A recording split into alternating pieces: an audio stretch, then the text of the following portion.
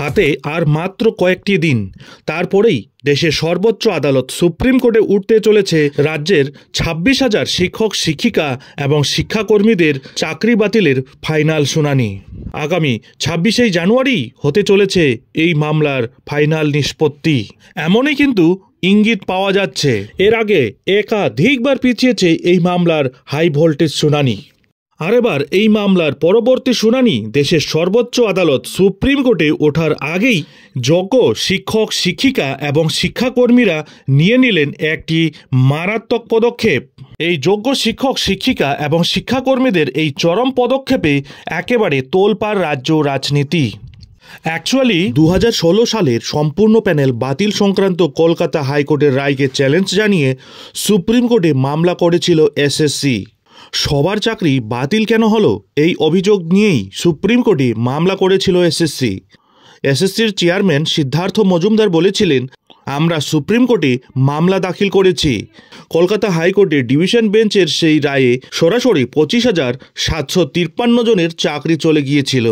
শুধু এখানেই শেষ নয়, আদালতের তরফে নির্দেশ দেওয়া হয়েছিল টাকা ফেরত দিতে হবে চাকরি প্রাপকদের। এদের মধ্যে আদালতে অযোগ্য প্রমাণিত হলে তাদের সুদ সমেত টাকা ফেরাতে হবে তাদের গত 8 বছরের বেতন, আর ফেরত দিতে হবে আগামী 4 সপ্তাহের মধ্যেই।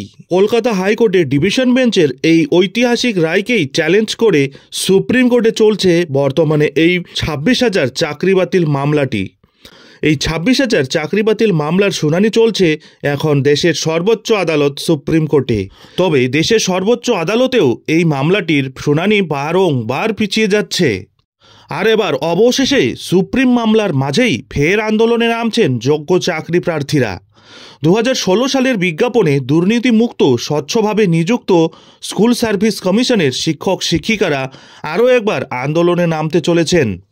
তাদের প্রত্যেকেরই দাবি, শীর্ষ আদালতে এসএসসি, মধ্যশিক্ষা পর্ষদ ও রাজ্য সরকারকে উপযুক্ত তথ্য প্রদান ও দক্ষ আইনজীবী নিয়োগ করে ন্যায় পাইয়ে দেওয়ার রাস্তা প্রশস্ত করতে হবে। এই দাবিতে যোগ্য শিক্ষক শিক্ষিকা অধিকার মঞ্চ শুক্রবার 24 জানুয়ারি স্কুল সার্ভিস কমিশন ঘেরাও কর্মসূচি নিয়েছে। সমস্ত যোগ্য শিক্ষকদের এই কর্মসূচিতে আসার আবেদন জানানো হয়েছে। আগামী 27 তারিখ সুপ্রিম কোর্টে এই চাকরি বাতিল মামলার গুরুত্বপূর্ণ শুনানি হতে চলেছে। সেই শুনানিতে রেসপন্ডেন্ট হিসেবে বিরোধী আইনজীবীদের পাশাপাশি সিবিআই এবং স্কুল সার্ভিস কমিশন বক্তব্য রাখবে। আর এবার তার আগেই কমিশনের উপর চাপ সৃষ্টি করতে চাইছেন যোগ্য শিক্ষকরা। এই বিষয়ে এক যোগ্য শিক্ষক বলেন, 24 তারিখে 11টার সময় করুণাময়ী বাস স্ট্যান্ডে যোগ্য শিক্ষক শিক্ষিকারা সমবেত হবেন। এরপর সেখান থেকে মিছিল যাবে স্কুল সার্ভিস কমিশন দপ্তরের সামনে। আমাদের প্রতিটি দাবি না মানা হলে এই আন্দোলন দীর্ঘায়িত হবে এবং বিশাল আকার ধারণ করবে। আমরা সকলের উপস্থিতি কামনা করছি। সকল যোগ্য শিক্ষকদের এবার রাস্তায় বের হবার আবেদন জানানো হয়েছে। তাদের বক্তব্য, নবম দশমে 8.5% এবং একাদশ দ্বাদশে 14.47% অবৈধভাবে নিযুক্ত শিক্ষক শিক্ষিকাদের যে তালিকা দিয়েছিল সিবিআই, আমরা সেই লিস্টে নেই। আমরা স্বচ্ছতার সঙ্গে নিযুক্ত হয়েছিলাম। সার্বিকভাবে প্যানেল বাতিলের বিরুদ্ধে এবং সমস্ত রকম রাজনৈতিক ষড়যন্ত্র ও হুঁশিয়ারির বিরুদ্ধে এই আন্দোলন। যোগ্য শিক্ষকদের মঞ্চের তরফে আগেই বলা হয়েছে যে 17 দফা অভিযোগে গোটা নিয়োগ প্যানেল বাতিল করা হয়েছে। আমরা সেই অভিযোগগুলোর একটিরও অন্তর্ভুক্ত নেই। অন্যের ভুলের জন্য আমাদের জীবন জীবিকা সংকটে পড়তে পারে না। নবম দশম ও একাদশ দ্বাদশে প্রায় 17,200 শিক্ষক শিক্ষিকার মধ্যে 15,500 শিক্ষক শিক্ষিকার নামে কোনো রকম দুর্নীতির অভিযোগ নেই।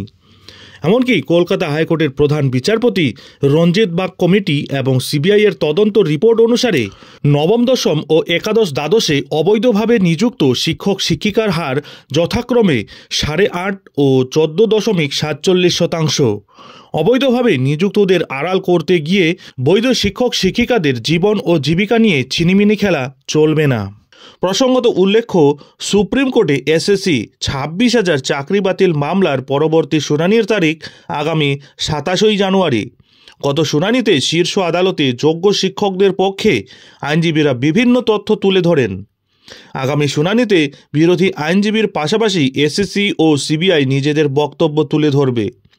আদালত আগেই যোগ্য অযোগ্য প্রার্থী বাছাইয়ের কথা বলেছিল, ফলে এসএসসিতে 26,000 চাকরি প্রার্থীর ভবিষ্যৎ ঝুলেই রয়েছে। আর সেই কারণেই আজ এই 26,000 চাকরি বাতিল মামলার পরবর্তী শুনানির আগেই চাপ বাড়ানোর জন্য এসএসসি অফিস ঘেরাওয়ের ডাক দিয়েছে যোগ্য শিক্ষক শিক্ষিকা এবং শিক্ষাকর্মীরা। এখন দেখার বিষয় হলো এই যোগ্য শিক্ষক শিক্ষিকা এবং শিক্ষাকর্মীদের এই পদক্ষেপের পর কি হতে চলেছে এবং পরবর্তী এই 26,000 শিক্ষক শিক্ষিকা এবং শিক্ষাকর্মীদের চাকরি বাতিলের মামলার শুনানিতে কি রায় দেন দেশের সর্বোচ্চ আদালত সুপ্রিম কোর্টের প্রধান বিচারপতি সঞ্জীব খান্না। নজর থাকবে সব বিষয়ের উপর।